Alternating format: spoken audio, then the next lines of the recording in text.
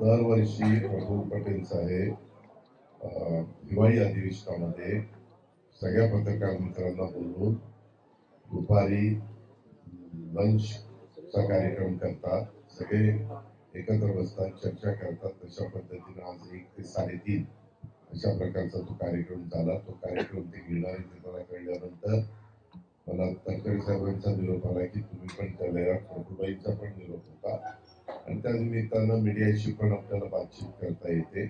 त्या प्रकारे बातचीत केली. मीडियाने पण अनेक प्रश्न विचारले, आम्ही त्याची उत्तरं दिली.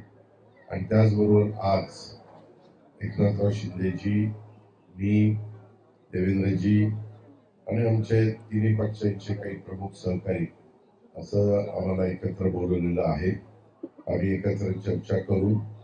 उद्याच एवढी मोठी जबाबदारी महाराष्ट्रातल्या जनतेने महायुतीवर टाकलेली असल्यामुळं आपण पुढचं कशा प्रकारे आपलं मंत्रिमंडळ असलं पाहिजे, किती त्याच्यामध्ये मुख्यमंत्री आणि इतर 2 उपमुख्यमंत्री याबद्दलची सगळ्याची साधक चर्चा होईल आणि त्या चर्चेमधनं बरंच काही अंतिम स्वरूप या सगळ्या गोष्टीला सरकार महाराष्ट्रामध्ये पुन्हा स्थापन करण्याच्या दृष्टिकोनातून आम्हाला तिथपर्यंत पोहोचता येईल.